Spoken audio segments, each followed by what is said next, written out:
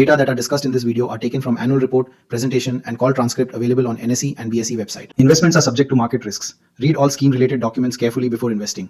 Module 1 में हमने समझा कि बेयरिंग बिजनेस कैसे काम करता है, कहाँ यूज़ होता है, बिजनेस मॉडल क्या है, प्रॉफिट कैसे बनता है और कॉम्पिटिटिव मोड कितना डीप है। अब अगर आपने मॉड्यूल 1 नहीं देखा तो पहले वो देखना, क्योंकि फाउंडेशन के बिना एनालिसिस करना मुश्किल है। अब सवाल ये है, एक इन्वेस्टर के लिए ये सब इन्फॉर्मेशन का मतलब क्या है? क्योंकि हर बिजनेस समझना अलग बात है और उस बिजनेस में इन्वेस्ट करना बिल्कुल अलग बात है। बहुत सारी कंपनीज बेयरिंग्स बनाती हैं, लेकिन सब अच्छी इन्वेस्टमेंट्स नहीं हैं। तो कैसे पहचानें कि कौन सी कंपनी क्वालिटी है, कौन सी कंपनी वेल्थ क्रिएट करेगी और कौन सी कंपनी सिर्फ वॉल्यूम चेस कर रही है बिना रियल वैल्यू क्रिएट किए? मॉड्यूल 2 में हम एग्जैक्टली यही समझेंगे। पहले देख लेते हैं कि इस मॉड्यूल में क्या कवर होगा। सबसे पहले ग्रोथ ड्राइवर्स, कौन सी चीजें इस सेक्टर को आगे पुश कर रही हैं और क्यों फ्यूचर ब्राइट दिखता है। फिर समझेंगे क्वालिटी बियरिंग कंपनी कैसे दिखती है, क्या इंडिकेटर्स देखने चाहिए, क्या बॉक्सेस टिक होने चाहिए। उसके बाद financial matrix deep dive, revenue quality से लेकर ऑपरेशनल एफिशिएंसी तक और रिटर्न प्रोफाइल तक। फिर आरओसीई और कैश फ्लो पे गहरी बात करेंगे, क्योंकि यही इस सेक्टर की असली कहानी है। रिस्क्स कवर करेंगे, जो हर इन्वेस्टर को पता होने चाहिए इन्वेस्ट करने से पहले। और लास्ट में वैल्यूएशन फ्रेमवर्क, बियरिंग कंपनीज को वैल्यू कैसे करना चाहिए और कहाँ गलतियां होती हैं। तो इस मॉड्यूल के एंड तक आपके पास एक कंप्लीट इन्वेस्टर टूल किट होगा, स्पेसिफिकली ऑटोमोटिव बियरिंग्स के लिए। आप समझते हैं कि फ्यूचर में बेयरिंग इंडस्ट्री को क्या चीज़ें ड्राइव करेंगी, और ये इंपॉर्टेंट है क्योंकि अगर ग्रोथ ड्राइवर्स नहीं समझें तो लॉन्ग टर्म पोटेंशियल इवेल्युएट नहीं कर सकते। First driver, vehicle production growth. जैसे जैसे ग्लोबल ऑटो प्रोडक्शन बढ़ती है, स्पेशली इमर्जिंग मार्केट्स में जैसे India, south east Asia, Africa, OEM opportunity expand होती है। ज़्यादा व्हीकल्स बने, ज़्यादा बेयरिंग्स लगें, सिंपल मैथ है। और इंडिया स्पेसिफिकली अभी भी अंडर पेनिट्रेटेड है व्हीकल्स पर कैपिटा के मामले में, तो ग्रोथ रनवे लंबी है। Second driver, premiumization trend. ये इंटरेस्टिंग है। जब कंज्यूमर्स हायर एंड व्हीकल्स की तरफ मूव करते हैं, SUVs की तरफ, लग्जरी कार्स की तरफ, तो बेयरिंग्स का पर व्हीकल वैल्यू बढ़ जाता है, क्योंकि स्पेसिफिकेशंस ज़्यादा एडवांस्ड हो जाती हैं, प्रिसीजन ज़्यादा चाहिए, ड्यूरेबिलिटी ज़्यादा चाहिए और बेयरिंग असेंबलीज भी कॉम्प्लेक्स होती हैं। तो सेम नंबर ऑफ व्हीकल्स में अगर प्रीमियमाइजेशन बढ़ रही है तो बेयरिंग कंपनीज का रेवेन्यू पर व्हीकल बढ़ रहा है। ये एक इन्वेस्टर के लिए बहुत अट्रैक्टिव डायनामिक है, growth without necessarily needing more volume. Third driver, EV transition. Electric vehicles को स्पेशलाइज्ड बेयरिंग्स चाहिए, हाई स्पीड कैपेबिलिटी चाहिए, क्योंकि EV मोटर्स कन्वेंशनल इंजन से कहीं ज़्यादा फास्ट रोटेट करते हैं। लो नॉइज़ चाहिए, क्योंकि EV में इंजन नॉइज़ नहीं होता, तो हर दूसरा नॉइज़ नोटिसेबल है, बेयरिंग नॉइज़ इंक्लूडेड। और स्ट्रॉन्ग ड्यूरेबिलिटी चाहिए, क्योंकि EV ओनर्स एक्सपेक्ट करते हैं कि व्हीकल लंबी चले। ये प्रीमियम प्रोडक्ट अपॉर्चुनिटीज़ क्रिएट करता है, higher value bearings, higher margins और डीपर टेक्निकल मोड्स, क्योंकि EV बेयरिंग्स बनाना कन्वेंशनल बेयरिंग्स से मुश्किल है, और मुश्किल मतलब कम कंपनीज कर सकती हैं, कम competition, better pricing power. Fourth driver, replacement demand. अब ये समझना ज़रूरी है, व्हीकल पार्क का मतलब है total numbers of vehicles on the road. जितना बड़ा व्हीकल पार्क उतनी ज़्यादा replacement demand. Bearings wear out होते हैं, ये कंज्यूमेबल हैं इन अ वे, करंटली रजिस्टर्ड, रिप्लेस करना पड़ता है। तो चाहे न्यू व्हीकल सेल्स एक साल स्लो हों, व्हीकल्स तो रोड पे हैं, उनके बेयरिंग्स तो रिप्लेस होंगे ही। ये आफ्टर मार्केट डिमांड को स्टेडी रखता है अक्रॉस साइकिल्स। इंडिया का व्हीकल पार्क कंटिन्यूअसली बढ़ रहा है, तो रिप्लेसमेंट डिमांड का बेस हर साल एक्सपेंड हो रहा है। ये स्ट्रक्चरल टेलविंड है। और पांचवा driver, localisation push. Domestic manufacturing initiatives जैसे make in India type policies local production encourage करती हैं और इंपोर्ट डिपेंडेंस रिड्यूस करती है। गवर्नमेंट चाहती है कि ऑटोमोटिव कंपोनेंट्स इंडिया में बने, इंपोर्टेड बेयरिंग्स पे डिपेंडेंस कम हो। ये डोमेस्टिक बेयरिंग मैन्युफैक्चरर्स के लिए अपॉर्चुनिटी है। न्यू कैपेसिटी इन्वेस्टमेंट्स जस्टिफाई होते हैं और स्केल इकोनॉमीज इंप्रूव होती हैं। अब यहाँ पे एक बहुत इंपॉर्टेंट पॉइंट है। Across all these drivers replacement demand एक मेजर स्टेबिलाइजिंग फैक्टर है। जब ऑटोमोटिव प्रोडक्शन स्लो होता है तब भी आफ्टर मार्केट रेवेन्यू एक कुशन प्रोवाइड करता है। ये सेक्टर को प्योरली साइक्लिकल होने से बचाता है और ये समझना इन्वेस्टर के लिए क्रिटिकल है। अब सवाल ये है कि इस सेक्टर में क्वालिटी कंपनी कैसे दिखती है। बहुत सारी कंपनीज बेयरिंग्स बनाती हैं लेकिन सब इक्वली गुड नहीं हैं। तो क्या इंडिकेटर्स देखने चाहिए? First indicator, strong OEM partnerships. अगर एक कंपनी के पास टियर 1 ऑटोमेकर्स के साथ लॉन्ग टर्म रिलेशनशिप्स हैं, मतलब major car companies, major truck companies, तो इसका मतलब ट्रस्ट है, कंसिस्टेंसी है और टेक्निकल कैपेबिलिटी प्रूवन है। क्योंकि टियर 1 OEMs किसी को भी अप्रूव नहीं करते। क्वालिफिकेशन प्रोसेस हमने मॉड्यूल 1 में देखा, 12 से 24 मंथ्स लगते हैं। अगर कंपनी क्वालिफाइड है और ईयर से सप्लाई कर रही है तो ये क्वालिटी का स्ट्रॉन्गेस्ट सिग्नल है। Second indicator, value added mix. Premium bearings का हायर शेयर, EV प्रोडक्ट्स का शेयर, हब असेंबलीज का शेयर, आफ्टर मार्केट सेल्स का शेयर, ये सब बेटर मार्जिन सपोर्ट करते हैं। अब ये टाइम के साथ इम्प्रूव होना चाहिए। अगर एक कंपनी 3 साल पहले 60% कन्वेंशनल बेयरिंग सेल करती थी और अब 45% कर रही है और प्रीमियम का शेयर बढ़ रहा है तो मिक्स इवोल्यूशन पॉजिटिव है। ये फॉरवर्ड लुकिंग इंडिकेटर है, पास्ट रेवेन्यू से ज़्यादा इंपॉर्टेंट है। Third indicator, export success. अगर कंपनी ग्लोबली एक्सपोर्ट कर रही है, US में, यूरोप में, जापान में, तो इसका मतलब है कि उसकी क्वालिटी ग्लोबल स्टैंडर्ड्स मीट करती है। इंटरनेशनल OEMs ने क्वालिफाई किया है, इंटरनेशनल कस्टमर्स ने ट्रस्ट किया है और डोमेस्टिक साइकिल पे डिपेंडेंस कम है। रेवेन्यू जोग्राफिकली डाइवर्सिफाइड है।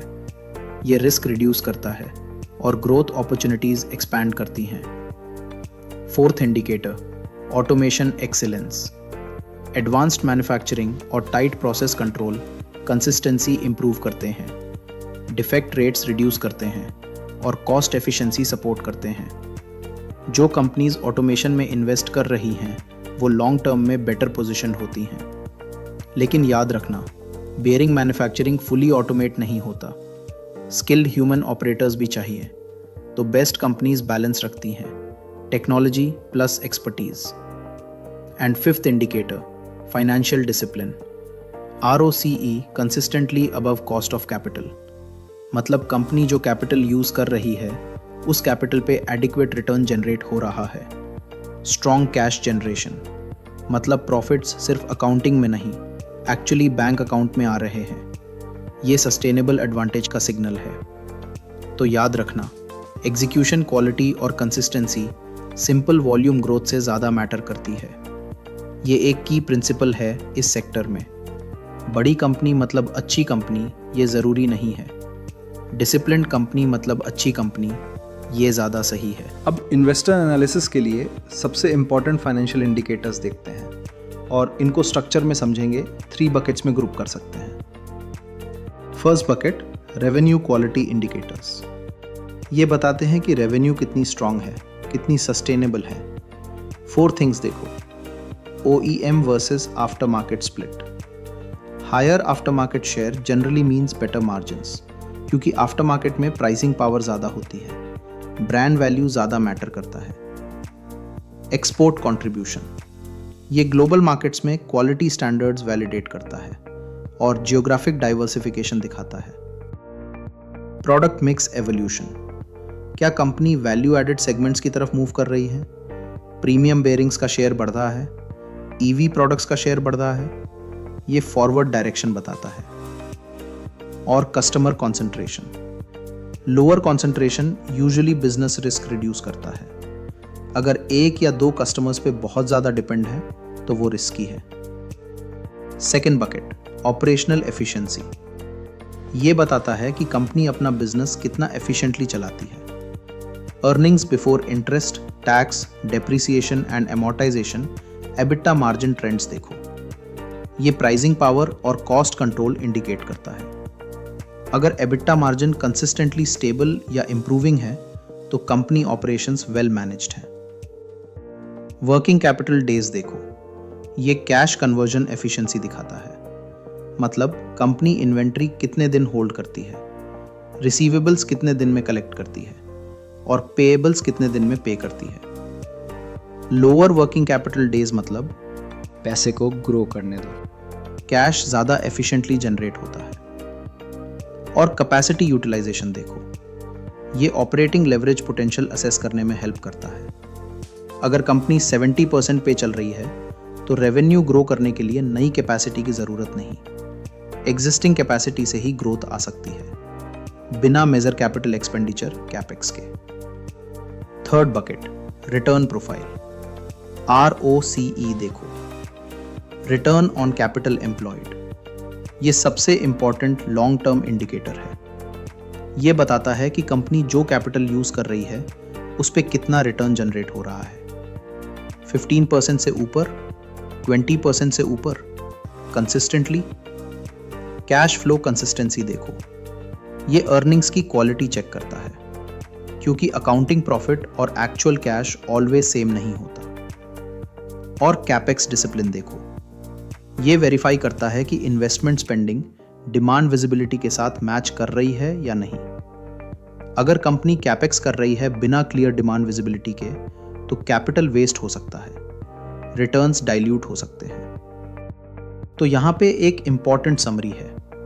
रेवेन्यू मिक्स और ROCE ट्रैजेक्टरी दोनों मिलके कंप्लीट क्वालिटी स्टोरी बताते हैं। सिर्फ रेवेन्यू ग्रोथ मत देखो, सिर्फ मार्जिन्स मत देखो, सिर्फ ROCE मत देखो, सब साथ में देखो, तब पिक्चर क्लियर होगा। अब थोड़ा और गहराई में जाते हैं, क्योंकि ये स्लाइड इस पूरे एनालिसिस का कोर है। ROCE और कैश फ्लो, ये इस सेक्टर की असली कहानी है, बाकी सब सपोर्टिंग कास्ट है। पहली बात, ROCE एज क्वालिटी सिग्नल। अगर ROCE 15 से 20% से ऊपर है कंसिस्टेंटली ईयर ऑन ईयर, तो इसका मतलब है कुछ बहुत इंपॉर्टेंट चीज़ें। जेन्युइन प्राइसिंग पावर है, कंपनी अपनी प्राइस प्रोटेक्ट कर सकती है, कॉस्ट इंक्रीजेस पास कर सकती है, ऑपरेशनल एफिशिएंसी स्ट्रांग है, वेस्ट कम है, प्रोसेसेस टाइट हैं, रिसोर्सेज वेल यूटिलाइज्ड हैं और सस्टेनेबल कॉम्पिटिटिव पोजीशनिंग है। कंपनी का मोट रियल है, टेम्परेरी नहीं है। जो कंपनीज ये ROCE सस्टेन करती हैं ओवर टाइम, कंसिस्टेंटली 15-20% से ऊपर, वो स्ट्रॉन्ग कंपाउंडर्स होती हैं। कंपाउंडर्स मतलब जो स्टेडीली वेल्थ क्रिएट करती हैं ईयर आफ्टर ईयर, क्वाइटली, बिना नॉइज के। और यही वो कंपनीज हैं जिसमें long term investors real returns बनाते हैं। दूसरी बात, कैश फ्लो डायनामिक्स। अब ROCE अच्छा है, लेकिन कैश एक्चुअली आ रहा है कंपनी में, ये चेक करना ज़रूरी है। स्ट्रॉन्ग कैश जनरेशन डिपेंड करता है एफिशिएंट इन्वेंट्री मैनेजमेंट पे। बियरिंग्स का इन्वेंट्री ज़्यादा मत रखो, लेकिन इतना कम भी नहीं कि सप्लाई चेन डिसरप्ट हो जाए।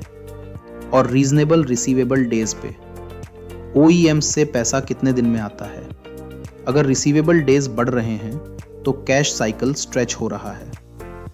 एक इंपॉर्टेंट वार्निंग यहाँ पे है, अगर वर्किंग कैपिटल बिल्डअप हो रहा है, मतलब इन्वेंट्री बढ़ रही है, रिसीवेबल्स बढ़ रहे हैं, तो वो अंडरलाइंग डिटेरिएशन छुपा सकता है। सरफेस पे सब अच्छा दिखेगा, रेवेन्यू बढ़ रहा है, प्रॉफिट बढ़ रहा है, लेकिन कैश नहीं आ रहा। ये रेड फ्लैग है, इसको क्लोजली मॉनिटर करना पड़ेगा। और तीसरी बात, OEM बार्गेनिंग पावर। ये प्रैक्टिकल रियलिटी है। बड़े ऑटोमेकर्स पुश करते हैं एक्सटेंडेड पेमेंट टर्म्स के लिए, मतलब पैसा लेट दो, और एनुअल प्राइस रिडक्शन के लिए, मतलब हर साल कुछ % चीपर करो। ये बेयरिंग कंपनी की मार्जिन्स पे कंटिन्यूअस डाउनवर्ड प्रेशर डालता है। अब अगर एक कंपनी फिर भी ROCE मेंटेन कर पा रही है इस प्रेशर के बावजूद, तो वो रियल कॉम्पिटिटिव स्ट्रेंथ डेमोन्स्ट्रेट करती है। इसका मतलब है कि कंपनी इंटरनली एफिशिएंट है, प्रोडक्ट मिक्स इंप्रूव कर रही है और कॉस्ट ऑप्टिमाइजेशन कंटिन्यूअसली कर रही है। ये क्वालिटी सिग्नल है। तो की इन्वेस्टमेंट प्रिंसिपल ये है, cash flow quality accounting profit से ज़्यादा इंपॉर्टेंट है। अर्निंग्स का फ्री कैश में कन्वर्जन ये एसेंशियल है। अगर कंपनी प्रॉफिट दिखा रही है लेकिन फ्री कैश फ्लो वीक है तो कुछ गड़बड़ है, ये कभी मत भूलना। कोई भी सेक्टर एनालिसिस रिस्क्स के बिना कंप्लीट नहीं होता और ऑनेस्ट एनालिसिस में रिस्क्स को क्लियरली स्टेट करना ज़रूरी है, क्योंकि रिस्क्स इग्नोर करना ये सबसे बड़ा रिस्क है। तो चलो देखते हैं कि रिस्क फैक्टर्स कौन से हैं। First risk, automotive cycle exposure. ये सेक्टर ऑटोमोटिव से लिंक्ड है, तो जब व्हीकल प्रोडक्शन स्लो होता है OEM रेवेन्यू पे प्रेशर आता है। आफ्टर मार्केट डिमांड कुछ ऑफसेट करती है लेकिन सिर्फ पार्शियली, फुली कॉम्पनसेट नहीं करती। तो डीप साइक्लिकल डाउनटर्न्स में बेयरिंग कंपनीज भी फील करती हैं। इस रिस्क को मैनेज करने का तरीका है diversification, industrial segment, rail segment, exports. जो कंपनीज डाइवर्सिफाइड हैं वो बेटर प्रोटेक्टेड हैं। Second risk, raw material volatility. हमने देखा कि रॉ मटेरियल्स रफली 55% कॉस्ट्स हैं। स्टील और एलॉय प्राइजेस। जब स्टील प्राइजेस शार्पली बढ़ें, मार्जिन्स कंप्रेस होते हैं क्विकली। जो कंपनीज प्राइसिंग पावर रखती हैं या लॉन्ग टर्म सप्लाई कॉन्ट्रैक्ट्स रखती हैं वो बेटर पोजीशन्ड होती हैं। प्योर कमोडिटी स्टाइल प्लेयर्स जो प्राइसिंग पावर नहीं रखते वो प्रेशर में आ जाते हैं। तो स्टील प्राइस ट्रेंड्स ट्रैक करो और कंपनी की प्राइसिंग पावर असेस करो। Third risk, customer concentration. अगर एक या दो मेजर OEMs पे रेवेन्यू का सिग्निफिकेंट चंक डिपेंड है तो वल्नरेबिलिटी क्रिएट होती है। अगर वो OEMs प्रोडक्शन कट करे या सप्लायर चेंज करे तो रेवेन्यू पे बड़ा इम्पैक्ट पड़ेगा। डाइवर्सिफिकेशन अक्रॉस कस्टमर्स और सेगमेंट्स ये रिस्क रिड्यूस करता है। कस्टमर कॉन्सेंट्रेशन रेशियो देखो, टॉप 3 कस्टमर्स का शेयर कितना है, lower is better. Fourth risk, quality failures. ये इस सेक्टर में सबसे सीरियस रिस्क है। बेयरिंग फेलियर्स लीड कर सकते हैं व्हीकल रिकॉल्स तक, वारंटी क्लेम्स तक और कस्टमर रिलेशनशिप्स में सीवियर डैमेज तक। एक क्वालिटी फेलियर ईयर्स की ट्रस्ट बिल्डिंग अंडू कर सकती है एक इंसिडेंट से। इस बिजनेस में क्वालिटी लैप्सेस को एग्जिस्टेंशियल थ्रेट्स माना जाता है। एग्जिस्टेंशियल मतलब कंपनी का सर्वाइवल रिस्क में आ सकता है। तो क्वालिटी ट्रैक रिकॉर्ड देखो, रिकॉल हिस्ट्री देखो और क्वालिटी सिस्टम्स की स्ट्रेंथ असेस करो। And fifth risk, miss timed capital expenditure. अगर कंपनी ने साइकिल पीक पे लार्ज कैपेक्स कर दिया, नई कैपेसिटी ऐड कर दी और डिमांड मटीरियलाइज नहीं हुई तो रिटर्न्स हर्ट होते हैं, कैपिटल वेस्ट होता है, ROCE डाइल्यूट होता है और रिकवरी में सालों लग सकते हैं। टाइमिंग और डिसिप्लिन मैटर करता है। कैपेक्स डिसीजंस इवैल्यूएट करो, क्या डिमांड विजिबिलिटी के साथ अलाइंड है या मैनेजमेंट ने ओवर ऑप्टिमिस्टिक बैट लगाई है। तो क्रिटिकल इंसाइट ये है, क्वालिटी और एग्जीक्यूशन रिस्क्स डिमांड फ्लक्चुएशंस से भी ज़्यादा मैटर करते हैं लॉन्ग टर्म आउटकम्स डिटरमाइन करने में। डिमांड तो साइकिल है, आएगी जाएगी, लेकिन quality failure, capital miss allocation ये स्ट्रक्चरल डैमेज करते हैं। अब आते हैं वैल्यूएशन पे। ये हर इन्वेस्टर का फेवरेट टॉपिक है। कंपनी अच्छी है ये तो समझ आया, लेकिन कितने में खरीदें ये सवाल का जवाब चाहिए। बेयरिंग कंपनीज के लिए price to earnings PE ratio preferred valuation metric है और इसके कारण समझते हैं। Why PE is the preferred metric. पहला reason, stable predictable earnings. Quality bearing companies को रेकरिंग रेवेन्यू मिलता है, OEM कॉन्ट्रैक्ट से मिलता है, आफ्टर मार्केट डिमांड से भी मिलता है। मतलब अर्निंग्स क्या होता है, predictable, forecastable, stable. Pure cyclical businesses के कंपैरिजन में अर्निंग्स ज़्यादा रिलायबल होते हैं, तो PE एक यूजफुल फॉरवर्ड लुकिंग मेजर बन जाता है क्योंकि अर्निंग्स का बेस स्ट्रांग होता है। Second reason, cash earnings. Quality bearing business real cash profits generate करता है। ये सिर्फ अकाउंटिंग में नहीं लिखा होता, एक्चुअली कैश बैंक में आ जाता है। अब कैपिटल इंटेंसिटी के बारे में सोचिए। वर्किंग कैपिटल नीड्स प्रेडिक्टेबल हैं, इन्वेंट्री मैनेज होता है, रिसीवेबल्स कलेक्ट होते हैं। तो PE actual cash generation capacity को रिफ्लेक्ट करता है। नॉन कैश अकाउंटिंग आइटम से डिस्टॉर्शन कम होता है, जो आपको रियल पिक्चर दिखाता है। Third reason, comparable asset intensity ज़्यादातर बेयरिंग कंपनीज की एक जैसा स्ट्रक्चर होता है। कैपिटल इंटेंसिटी सिमिलर होती है रिलेटिव टू रेवेन्यू। मतलब एक कंपनी जो रेवेन्यू बढ़ रही है, एसेट्स का प्रोपोर्शन भी सिमिलर तरह बढ़ जाता है दूसरी कंपनी के कंपैरिजन में। तो पीई कंपैरिजंस ज़्यादा मीनिंगफुल होते हैं, एसेट बेस्ड मैट्रिक्स से बेटर है। इसको एडवांटेज ये है, आर्टिफिशियली लाइट बैलेंस शीट्स का बायस नहीं आता, फेयर कंपैरिजन होता है। Captures quality differentiation. पी सिर्फ वैल्यूएशन नहीं बताता, क्वालिटी भी दिखाता है। स्ट्रॉन्ग OEM रिलेशनशिप्स वाली companies, higher after market mix वाली कंपनीज, बेटर ROC वाली कंपनीज, ये सब प्रीमियम मल्टीपल्स कमांड कर सकती हैं। मार्केट उन्हें हायर PE देता है क्योंकि क्वालिटी सुपीरियर होती है।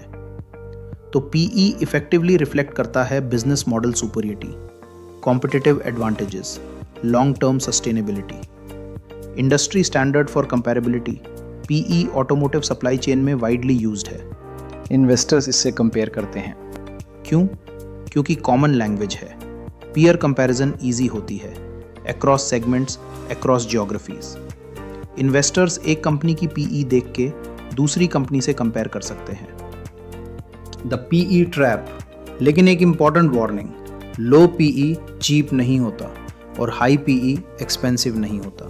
एग्जाम्पल देखो, एक कमोडिटी बेयरिंग कंपनी PE 12 है, सस्ता लग रहा है, लेकिन ROCE सिर्फ 8% है, कैपिटल पे एडिक्वेट रिटर्न नहीं आ रहा, तो ये PE चीप नहीं है, ये वैल्यू ट्रैप है और भी खराब इन्वेस्टमेंट है। दूसरी तरफ एक क्वालिटी बेयरिंग कंपनी PE 35 है, एक्सपेंसिव लग रहा है, लेकिन ROCE 25% है, कैश फ्लो स्ट्रॉन्ग है, मिक्स इंप्रूविंग है, मोट डीप है, तो ये एक्सपेंसिव नहीं है, ये क्वालिटी प्रीमियम है, सही इन्वेस्टमेंट है। की टेक अवे, हमेशा PE को ROCE के साथ देखो, बिजनेस क्वालिटी के साथ देखो। सिर्फ PE देख के जजमेंट मत करो, कभी नहीं। PE plus ROCE plus mix plus cash flow plus मोट, ये सब मिलके रियल पिक्चर दिखाते हैं। एग्जाम्पल देखो, एक कमोडिटी बेयरिंग कंपनी PE 6 है, सस्ता लग रहा है, लेकिन ROCE सिर्फ 8% है, कैपिटल पे एडिक्वेट रिटर्न नहीं आ रहा, तो ये PE चीप नहीं है, ये वैल्यू ट्रैप है। और लास्ट में कुछ कॉमन मिस्टेक्स हैं जो बिगनर्स करते हैं, इनसे बचना ज़रूरी है क्योंकि एक गलती ईयर्स की एनालिसिस को एकदम बर्बाद कर सकती है। तो चलो देखते हैं की मिस्टेक्स कौन से हैं। Focusing only on PE without ROCE, ये सबसे कॉमन मिस्टेक है। PE देख के सोचो, ये सस्ता है, खरीद लेते हैं, लेकिन रुकिए, लो PE वैल्यू ट्रैप हो सकता है, not a value opportunity. Example, एक कमोडिटी प्लेयर PE 6 है, सस्ता लग रहा है, लेकिन ROCE 8% है, कैपिटल पे एडिक्वेट रिटर्न नहीं आ रहा। कंपेयर करो एक क्वालिटी कंपनी से, PE 15 है, ROCE 25% है, तो क्वालिटी कंपनी ज़्यादा सस्ता है रियल टर्म्स में। हमेशा पेयर करो PE को ROCE के साथ, कभी सिर्फ PE देख के डिसीजन मत लो। Ignoring OEM versus after market mix, ये भी बहुत इंपॉर्टेंट मिस्टेक है। आफ्टर मार्केट टिपिकली कैरी करता है 2 to 3 टाइम्स का मार्जिन, OEM सप्लाई से ज़्यादा। अब सोचिए, दो कंपनीज का रेवेन्यू सेम है, लेकिन एक का आफ्टर मार्केट शेयर 30% है, दूसरी का 60% है। अर्निंग्स क्वालिटी कंप्लीटली डिफरेंट होती है, प्रॉफिटेबिलिटी कंप्लीटली डिफरेंट होती है। लेकिन अगर तुम सिर्फ रेवेन्यू देखो तो दोनों सेम लग जाएगा। सिस्टमैटिक मिसप्राइसिंग होती है, हमेशा डिसएग्रीगेट करो मिक्स को, OEM और आफ्टर मार्केट अलग देखो, तब रियल पिक्चर समझ आता है। Under estimating switching costs, OEM qualification process बहुत लंबी होती है, 12 से 24 months, extensive validation. Once embedded in a platform design, bearing suppliers rarely displaced mid-cycle. Analysts often underprice ये switching cost advantage. सोचिए, एक न्यू सप्लायर को क्वालिफाई करने में 2 years लग जाएंगे, टेस्टिंग, वैलिडेशन, रिस्क, एक OEM इतना रिस्क नहीं लेना चाहता, तो इनकम्बेंट सप्लायर का मोट बहुत डीप होता है। एनालिस्ट इंस्टिंक्टिवली अंडरवैल्यू ये stickiness, but it's a structural advantage. Misreading capex cycles. High capex period signal कर सकते हैं ग्रोथ इन्वेस्टमेंट या डिस्ट्रेस। कंफ्यूजन होता है। कंफ्यूजन ये है, capacity expansion for EV platforms blur हो जाता है ब्लोटेड मेंटेनेंस स्पेंड के साथ। एग्जाम्पल, कंपनी हाई कैपेक्स कर रही है, लगता है ग्रोथ इन्वेस्टमेंट है, लेकिन एक्चुअली एग्जिस्टिंग फैसिलिटीज मेंटेन करने में स्पेंड कर रहे हैं या ओल्ड टेक्नोलॉजी अपग्रेड कर रहे हैं। असेस करो कैपेक्स इंटेंट को, पे बैक होराइजन देखो, सिर्फ हेडलाइन नंबर देख के डिसीजन मत लो। Overlooking customer concentration risk. Revenue heavily dependent on 1 or 2 OEMs creates significant fragility. Example, एक कंपनी का रेवेन्यू टायर 1 ऑटोमेकर A से 60% आता है। अगर उस ऑटोमेकर को कुछ प्रॉब्लम हुआ, प्रोडक्शन कट करा या सप्लायर चेंज कर दिया, तो कंपनी का रेवेन्यू भी कट होगा significantly. Analyst rarely stress test ये सिनारियो। क्या होगा अगर की कस्टमर एग्जिट कर दे? हमेशा मैप करो revenue by customer, by platform, not just end market. Treating all bearings as commodities. ये फंडामेंटल मिसअंडरस्टैंडिंग है। Precision bearings for EV drive trains, aerospace bearings, medical application bearings, ये फंडामेंटली डिफरेंट बिजनेसेस हैं। Commodity approach apply करना specialty player को destroys analytical value. Example, एक company 60% revenue conventional bearing से आता है, 40% स्पेशलिटी बेयरिंग से।